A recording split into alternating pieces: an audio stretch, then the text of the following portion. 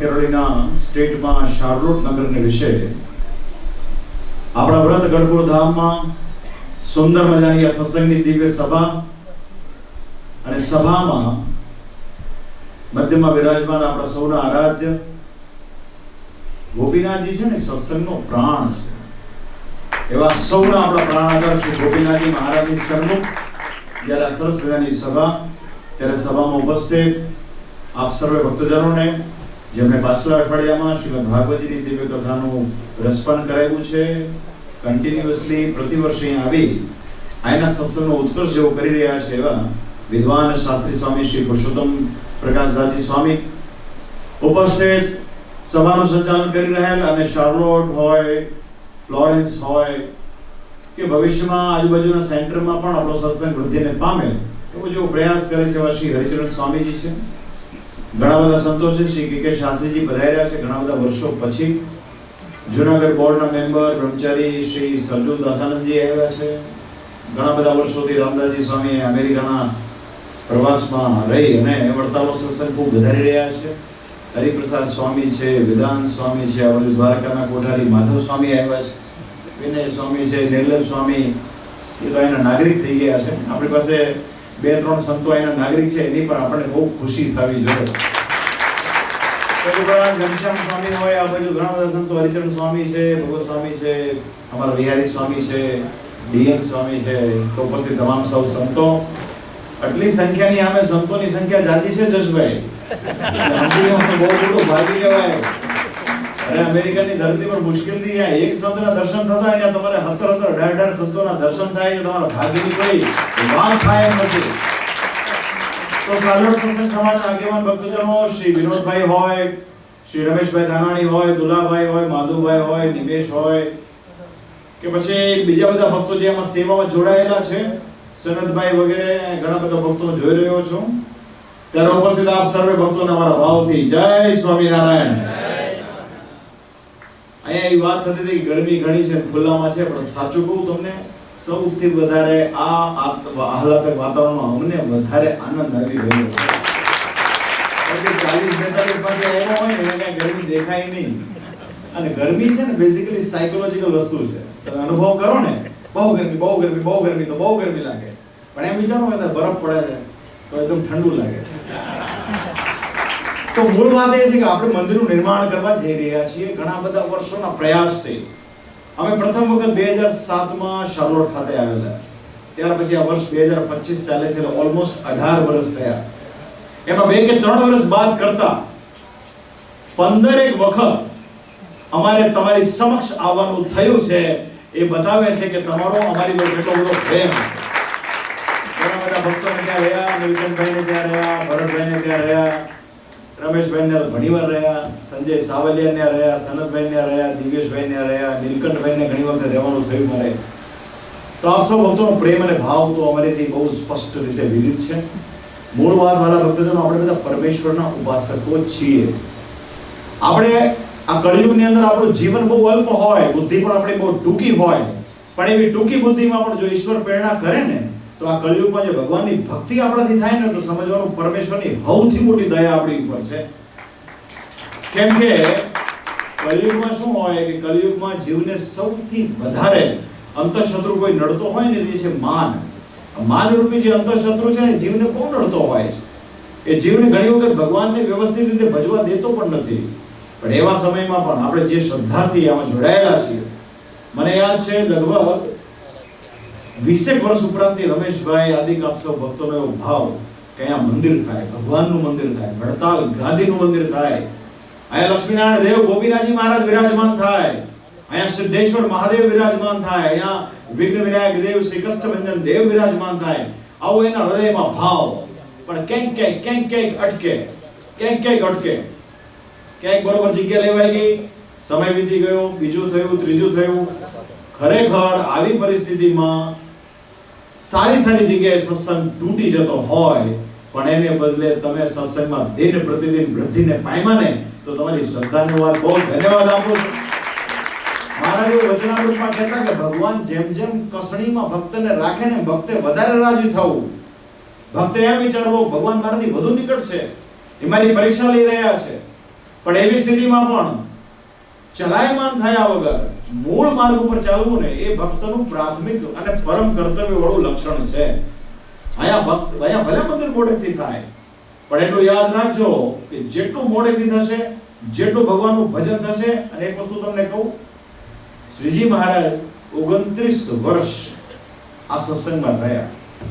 17-18 વર્ષની ઉંમરે આવ્યા, પીપલાણા ખાતે મહારાજને દીક્ષા અને ગાદી પટ્ટાભિષેક જેતપુર ખાતે કરવામાં આવ્યો. ત્યાર પછી મહારાજ સતત ફર્યા અને મહારાજનો જે પાછલો પાડ ઉત્તરાર્ધ હતો એમાં શ્રી હરિએ મોટા મોટા મંદિરોના નિર્માણ કરાવ્યા.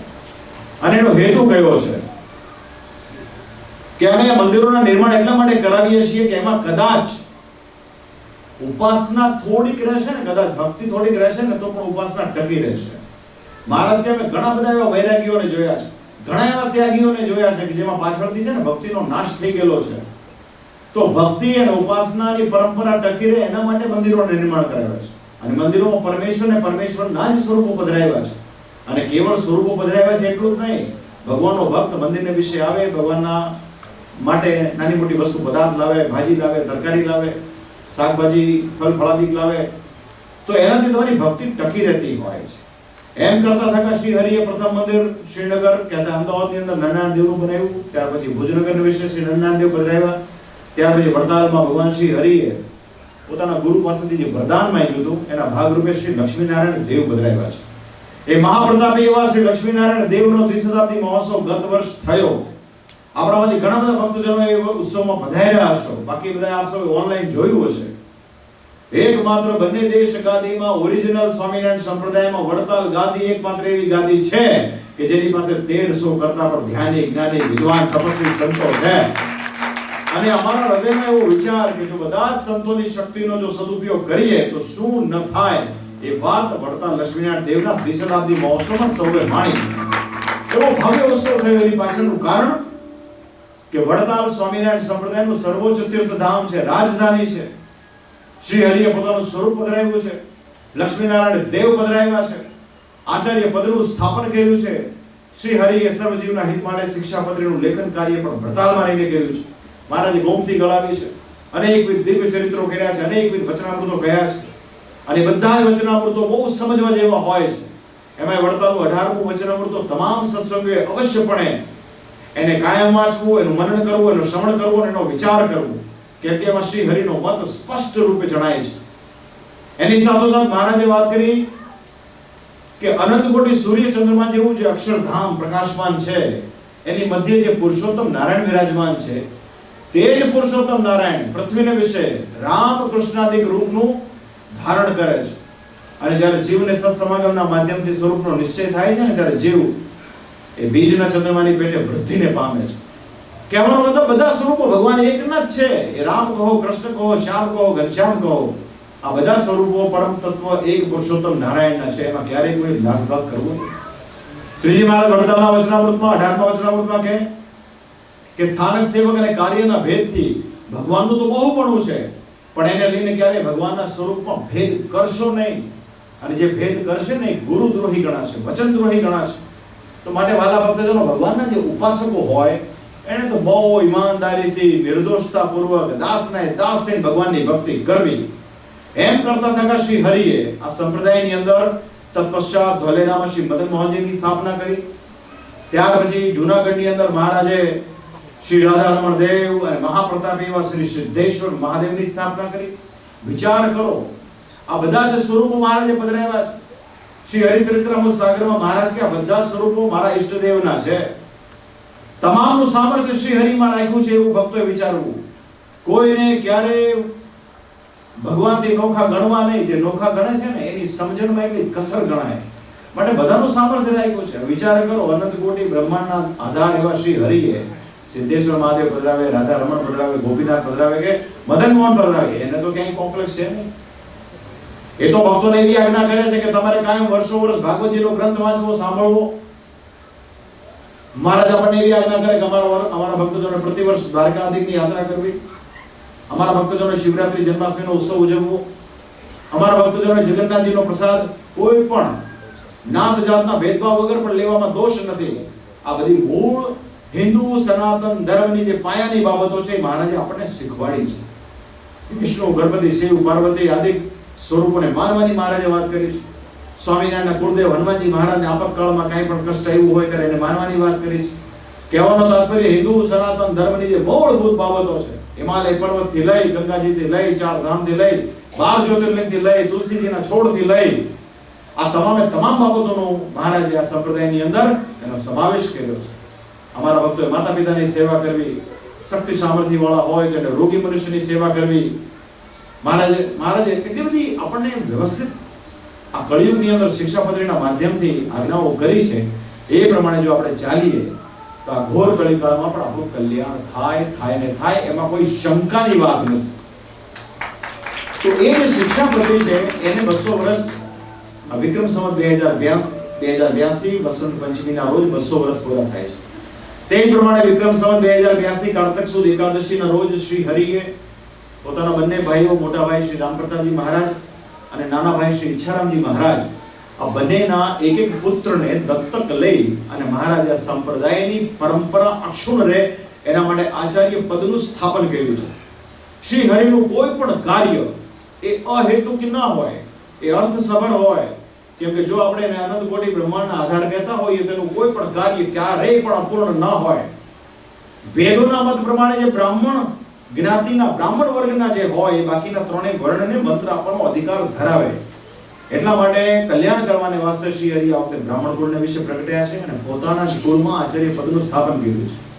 આચાર્ય ગ્રહસ્થ પધરાવ્યા છે એટલા માટે કે આચાર્યના જે ધર્મપત્ની હોય એ બહેનો વિભાગને મંત્ર આપી શકે. આજે વિચાર કરો, સ્વામિનારાયણના નામે ઘણી બધી શાખાઓ પ્રવર્તિત છે. મોટા ભાગની શાખાઓ ત્યાગી દ્વારા પ્રવર્તિત છે. હવે ત્યાગી તો સ્ત્રી અને ધનના ત્યાગી છે. તો એમને ત્યાં એમના વર્ગના ભક્તોને પૂછવામાં આવે કે તમારે ત્યાં બહેનોને મંત્ર કોણ આપે છે? તો તમારે ત્યાં શું બહેનોએ મંત્ર લેવાનો કોઈ અધિકાર નથી?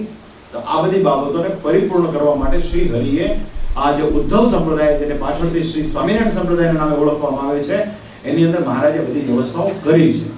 પણ અંતમાં જે ગોપીનાથજી મહારાજનું મંદિર બનાવ્યું એ છેલ્લે બનાવ્યું છે. 5 મંદિરોના નિર્માણ કર્યા પછી ગોપીનાથજીનું બનાવ્યું. શું કરવા? કેમ કે મહામુક્ત એવા દાદા બાબુના દરબારમાં દાદા બાબુની ભાવનાને ધ્યાનમાં રાખીને એના દરબારગઢને વિશે મહારાજે પોતાનું સ્વસ્વરૂપ ગોપીનાથજીનું પધરાવ્યું છે. માટે સંપ્રદાયમાં છેલ્લું મંદિર ગોપીનાથજીનું થયું ગરડાનું. એમ અમેરિકામાં ઘણા મંદિરો થઈ જાય અને પછી આપણું વ્રતગઢપુર ધામ થાય ને એ સમજી લેવાનું. તો અમારી ખાસ આપ સૌ ભક્તોને બહુ ભલામણ છે કે આ મંદિર થઈ રહ્યું છે, આમાં જે કાંઈ પણ ભગવાન તમને શક્તિ સામર્થ્ય આપે એ પ્રમાણે આમાં નિરંતર સેવા કરવી. સેવા થકી જ આપણા જીવનમાં નિરાભિમાનીપણું આવતું હોય છે. હમણાં બધી વસ્તુ આપણને પ્રાપ્ત હોય ને તો આપણે આળસુ થઈ જઈએ. હમણાં શ્રી હરિની કૃપાથી આમ ચપટી વગાડીને હોનાનો મંદિર ત્યાં થાય તો એમાં કઈ બહુ આપણને એટલું બધું સુખ આવે નહીં. પણ આ મંદિરની અંદર તનમન ધનથી આમાં આપણું યોગદાન હોય, આમાં આપણું શારીરિક યોગદાન હોય, આમાં આપણું ધનથી યોગદાન હોય, આમાં આપણું મનથી યોગદાન હોય. આપણે રોજ એવી પ્રાર્થના કરીએ ભગવાનને માનસી પૂજામાં, રોજ 2 માળા મંદિરના માટે કરીએ તો વાલા ભક્તજનો યાદ રાખજો કે આ મંદિર એક અદ્ભુત મંદિરનું નિર્માણ થશે અને એ જ મંદિરમાં આપણને સુખ આવશે. કોઈ કંપનીના 100 શેર હોય ને આપણી પાસે રિલાયન્સના, તો આપણે વડથી કહેતા હોય કે હું 100 શેરનો ભાગીદાર છું. એમ આ મંદિરની અંદર એક નાનું ગ્રુપ પણ જો કામ કર્યું હશે ને તો મંદિર તમને તમારું પોતીકું લાગશે. આ મારા તો મત છે, તો મારા ધારે તો ઘણા મોટા મંદિરો ઊભા કરી શકે. પણ જે ગોપીનાથજી મહારાજનું મંદિર થયું છે ને, મંદિરની પાછળનો બહુ મોટો ઇતિહાસ રહ્યો છે, તો સંતો વારે કહેતા હોય છે. તો ખાસ શાર્લોટના ભક્તો, જેમ તમને બધાને મંદિર વહેલી તકે થાય એનો થનગનાટ છે ને, એનાથી બમણો થનગનાટ અમને આ મંદિરની ધજા ચડે ને એના માટે છે. પણ એના માટે પ્રયાસ કરવાની જરૂરત છે. અને આ બધા બહુ પ્રેમી ભક્તો છે. કોઈ પણ વ્યક્તિ વિશેષનું કહેવાની કોઈ આવશ્યકતા છે નહીં, બધાને જાણે છે. અહીંયા સંતો પણ એવા બધા સક્ષમ ને સમર્થ છે. અહીંયા પીપી સ્વામી છે, આપણે બધા જાણીએ છીએ. હમણાં જ અમને ગયા વર્ષે બહુ સરસ દિવ્ય નજરાણા રૂપ પથ્થરનું મહારાષ્ટ્રમાં જળગાંવ ખાતે મંદિરનું નિર્માણ કરાયું છે. ખૂબ સારા અનુભવવાળા છે સંતો, મંદિરને ભરેલા છે, દેવની નિષ્ઠાવાળા છે. દેવ છે ને એ મુખ્ય છે, એટલું યાદ રાખવાનું. શ્રીજી મહારાજે બધા મંદિરોમાં દેવ પધરાવ્યા છે. એ શ્રી નરનારાયણ દેવ હોય કે લક્ષ્મીનારાયણ દેવ હોય કે રાધારમણ હોય, તો દેવની નિષ્ઠા રાખવી. જો દેવ છે તો બધું છે. જો તમારામાં દેવની નિષ્ઠા નથી તો યાદ રાખજો તમારામાં સ્વામિનારાયણની નિષ્ઠા થવી શક્ય પણ નથી. તો માટે વાલા ભક્તજનો, દેવનું મુખ્યપણું રાખવું. અને જેટલા પણ સંતો છે બધા દેવ નિષ્ઠા વાળા છે. રામદાસજી સ્વામી વિશે પીપી સ્વામીએ કહ્યું ને, બહુ એકદમ નિરાળી રીતે ફરતા હોય છે, એમને ક્યારેય પોતાને મનાવવું, પૂજાવવું, ઉપસવાની કોઈ કામના રહિત. તો આ મૂળ વાત છે, આનાથી મજા આવતી હોય છે. અહીંયા રમેશભાઈ જેવો હરિભગત બેઠો છે, જેમ શ્રીજી મહારાજ દાદા કાચરને તાવતા, ખીજાતા, કાઢી મૂકતા, આલે બાર નીકળો, હાલો આ દરબારગઢ અમારું છે, લખી દો હાલો તામ્રપત્ર ઉપર, દાદા બાપુ લખી દે, એને ગમે એટલો તાવે, એના મનમાં એક રંજ માત્ર પણ અભાવ આવે નહીં. આ ઇતિહાસ છે સંપ્રદાયનો. આ બતાવવા માંગે છે કે એકદમ નિરાભિમાનીપણાથી જે કામ કરે છે ને, ભગવાનની કૃપા એની પર જ ઉતરે છે. તો વિચાર કરો તમે, એ જમાનામાં વડોદરા શહેર નહોતું શ્રીજી મહારાજના સમયમાં? જસભાઈ હતું કે નહીં? રાજકોટ શહેર નહોતું, મુંબઈ નહોતું, સુરત નહોતું, મહેસાણા નહોતું, પાલનપુર નહોતું. તો એ બધા શહેરોને પડતા મૂકીને ગઢડામાં મંદિર કેમ થયું?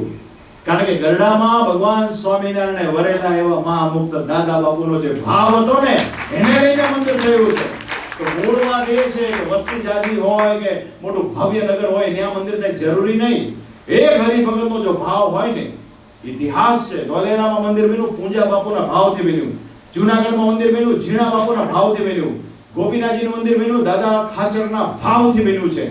તો આ મૂળ વાત છે. વડતાલનું મંદિર બન્યું ને, જોબનભાઈ આદિ ભક્તોના ભાવથી બન્યું છે. ભાવ સર્વોપરી છે. આ રમેશ ધાનાણી તમારા બધાનો ભાવ છે ને, તો નિશ્ચય મંદિર અહીંયા થશે અને થશે, એમાં કોઈ શંકા નથી. તો બસ સંપીને રહેજો, બાકી સ્વભાવ તો હોય. અહીંયા બધા ડોલર કમાતા હોય ને, લગભગ બધા પાસે હારી હારી ગાડીઓ હોય, બરાબર છે? એટલે કોઈ કોઈને નમે એવું તો કાર્યક્રમ છે નહીં. માધવ સ્વામી હતું કે નહીં? તમે એક માસ્ટર ક્રેડિટ કાર્ડ કાઢો તો હું વિઝા નું કાઢું, તમે ગોલ્ડ કાઢો તો હું પ્લેટિનમ નું કાઢું. આમાં કઈ કોઈને નમે આમ છે નહીં. તો મૂળ વાત એ છે કે પરમેશ્વરને કેન્દ્રમાં રાખીને આપણે કામ કરશું ને, તો બહુ ઉત્તમ કામ થશે. આપણે મંદિરની બહાર શું રાખીએ છીએ? જોડા બહાર કાઢીને આવીએ ને જસભાઈ, આપણે નાના મોટા જે કઈ વ્યાયામ હોય ને, વ્યાયામ, આપણો ભાવ, આપણો ઈગો, એ બને ત્યાં સુધી ચપ્પલની સાથે બહાર કાઢીને આવશો તો તમને બધાને ભાવ મજા આવશે. બાકી તો બહુ સરસ છે. વિનોદભાઈ બહુ સરળ હરિભક્ત છે, એને પ્રેસિડેન્ટ બનાવ્યા છે પ્રભુ. મને નહીં લાગતું પ્રેસિડેન્ટનો કોઈ ભાર એની પર હોય. બધા સેવકો છે, પ્રેમી ભક્તો છો. તો તમને બધાને મારી ખૂબ ખૂબ શુભકામના. ઘણો સમય થયો, અમે બહુ રાજી છીએ, હંમેશા રાજી છીએ. તમારા હૃદયમાં ભાવ છે.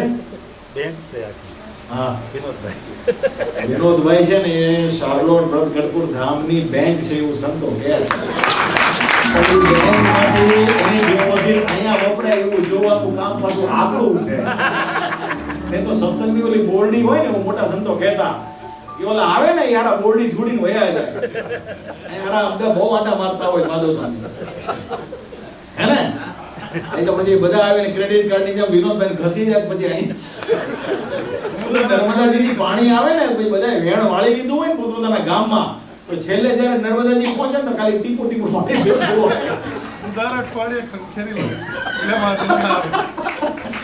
તો વાલા ભક્તજનો, બસ આ મૂળ વાત છે. આનો આનંદ છે ખૂબ વિશેષ. તો તમારા સૌની ભક્તિ શ્રદ્ધાથી અહીંયા સરસ મંદિર થાય. અને બધા સ્વરૂપો મેં જોયા છે. મેં વડતાલમાં, ગઢપુરમાં સ્વરૂપોને લઈ જવામાં આવ્યા. સૌથી યુનિક વાત તો એ છે કે ભાઈ ઘણી બધી જગ્યાએ મંદિરો થાય છે, ઘણી બધી જગ્યાએ મૂર્તિઓ પણ જતી હોય છે, સારી મૂર્તિઓ હોય છે. પણ રમેશ ધાનાણીનો, વિનોદભાઈનો, એ વખતે હાજરમાં કોણ હતું બીજું ઇન્ડિયામાં? એ બધા ભક્તોનો ભાવ, દુલાભાઈનો, આ બધાનો ભાવ એવો કે આપણે આ મૂર્તિઓને જે તે સ્થાનમાં લઈ જઈએ. મૂર્તિ તો મૂર્તિ છે, બરાબર? જ્યાં સુધી મૂર્તિનો પ્રાણ પ્રતિષ્ઠા વિધિ થતો નથી ત્યાં સુધી એ મૂર્તિ છે. પણ દિલનો જે ભાવ છે ને, લક્ષ્મીનારાયણ દેવની મૂર્તિ મારે લક્ષ્મીનારાયણ દેવના ચોકમાં લઈ જવી છે. ગઢપુરપતિ ગોવિંદજી મહારાજની મૂર્તિ મારે ગઢપુરપતિ ગોવિંદજી મહારાજના પ્રાંગણમાં લઈ જવી છે. મારે સિદ્ધેશ્વર મહાદેવ, રાધારમણ દેવની મૂર્તિઓ મારે જૂનાગઢ રાધારમણ દેવના સ્થાનમાં લઈ જવી છે. આ જે ભાવ છે ને, એટલો ઉત્તમ ભાવ છે. અને ભાવના પ્રેરક કેવળ ને કેવળ પુરુષોત્તમ નારાયણ શ્રી હરિ છે. માટે આવું થતું હોય. અને મૂર્તિઓ જ્યારે બી સ્થાપિત થશે, એ મૂર્તિઓમાં એક અલૌકિક પ્રતાપ આવશે અને એને લઈને તમારા સૌ ભક્તોનું કાર્ય થશે. મેં શિક્ષાપત્રીનો જે પ્રથમ શ્લોક કહ્યો, વામી યસ્ય સ્થિતા રાધા, એમાં રાધા શબ્દ આવે છે. તો શિક્ષાપત્રીની અર્થ દીપિકા ટીકામાં મહાન પ્રકાંડ પંડિત શતાનંદ મુનિએ એની એક ટીકામાં ભાષ્યમાં લખ્યું કે રાધા શબ્દ એટલે શું. પહેલા તો રાધા એટલે કોણ? તો વૃષભાનુ ગોપની પુત્રી એટલે રાધા. અને રાધા એટલે કોણ? તો રાધા એટલે ભક્તોના કાર્યને સફળ કરે એ રાધા, ભક્તો સંકલ્પ કરે એ પૂર્ણ કરે એ રાધા. હજી એટલાથી પૂરું થતું નથી, 3 પાના ભરીને રાધા શબ્દનું વિવેચન છે. મને જેટલું યાદ છે એટલું કહું. રાધામાં 4 અક્ષર છે, ર, આ, ધ અને આ. ર શબ્દ બોલો રાધાનો ને પાછું એવું કીધું રાધા કોઈ બોલે, કોઈ સાંભળે, કોઈ સંભાળે કે કોઈ પ્રયત્ન કરે રાધા બોલવાનો. તો પહેલા ર થી એના અનેક જન્મના પાપ કર્મ નાશ પામી જાય છે. એમાં ને એમાં પાછું એ જ ર ની અંદર તમે જે કર્મ ફળ કર્યું હોય ને એનું તમારે ભોગવતો પણ ન આવે. પછી આવે છે અ, ર, આ. આથી તમારા ગર્ભવાસનો જે કઈ દોષ કે પાપ હોય નિવારણ થાય છે. પછી આવે છે ધ. ધ તમારા આયુષ્યના થતા નુકસાનને અટકાવે છે. અને પછી આવે છે આ, એ તમને કાયમ પરમેશ્વરની ભક્તિ આપે છે. આવો રાધા શબ્દનો અર્થ છે અને હજી વિસ્તારથી છે. અને આ કોણે લખ્યું છે? આ શિક્ષાપત્રી અર્થ દીપિકાની ટીકા લખનાર મહાન પ્રકાંડ શતાનંદ મુનિ કે જેણે શ્રીમદ સત્સંગી જીવન ગ્રંથની રચના કરી. અને આ બ્રહ્મ વૈવર્ત પુરાણના શ્રી કૃષ્ણ જન્મખંડની અંદર લખેલું છે.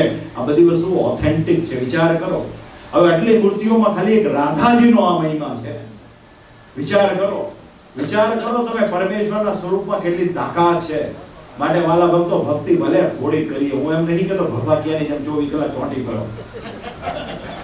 કળિયુગમાં રહીએ છીએ, બધી પ્રવૃત્તિ કરો છો, દુનિયા બનવા તમે કમાવો નહીં. હું તમને હમણાં ઓલા રવાડે ચડાવી દઉં, પછી એક કે ભાઈ તો કમાવો નહીં તો અહીંયા આવશે કોણ? તો ભલે ભક્તિ થોડી કરીએ પણ શુદ્ધ કરીએ, સાચી કરીએ, સાચી દિશામાં કરીએ, શ્રદ્ધાથી કરીએ. અયોધ્યા પ્રસાદજી મહારાજે પ્રશ્ન કર્યો, મહારાજ તમારું કેટલું ભજન કરીએ તો આખા દિવસમાં કરેલા જે કઈ નાના મોટા કર્મ હોય એ ટળી જાય, પાપ એના ટળી જાય. ત્યારે મહારાજે કીધું ઘડી અને એની અડધી ઘડી નિર્દોષતાપૂર્વક અનિમેષ દ્રષ્ટિથી પરમેશ્વરનું ધ્યાન કરી તમે જો ભગવાનનું અડધી ઘડી પણ જો તમે સંભાળશો કે ભજન કરશો ને તો મહારાજનું વચન છે કે તમારા આખા દિવસના ગયેલા ખોટા કર્મ હોય ને નાશ પામી જાય. બોલો તો બસ તમે બધા સંપીને કામ કરજો. એ બહુ મોટી વસ્તુ છે. સૌથી મોટો વિઘ્ન તો એ જ આવે છે. માટે પ્રેમથી કરજો. જે કઈ પાછલી બાબતો હોય ભૂલજો અને વડતાલ સાથે જોઈન્ટ કરવાનું નક્કી કર્યું છે ને એ જ ઉત્તમ છે. કાઠિયાવાડમાં ઘણા શોભાના ગાંઠિયા જેવા થાંભલા હોય છે ઇલેક્ટ્રિકના. હવે એને ધુવારણની હારે જોડેલા જ ન હોય, 64 કેવી ની હારે જોડેલા જ ન હોય. તો ગામડાના માણસો માથું ખંજવાળે કારો થાંભલો છે, વાયર છે અને લાઈટ આવતી નથી. પણ લાઈટ ક્યાંથી આવે? એ પાવર હાઉસ ની હારે જોડાયેલું જ નથી. એમ વ્રતગઢપુર ધામ એ વડતાલ લક્ષ્મીનારાયણ દેવ ગાદી સાથે સંકળાયેલું હશે ને તો આમાં દૈદીપ્યમાન પ્રકાશ આ મંદિરમાં કાયમ રહેશે. આટલું યાદ રાખજો, બરાબર?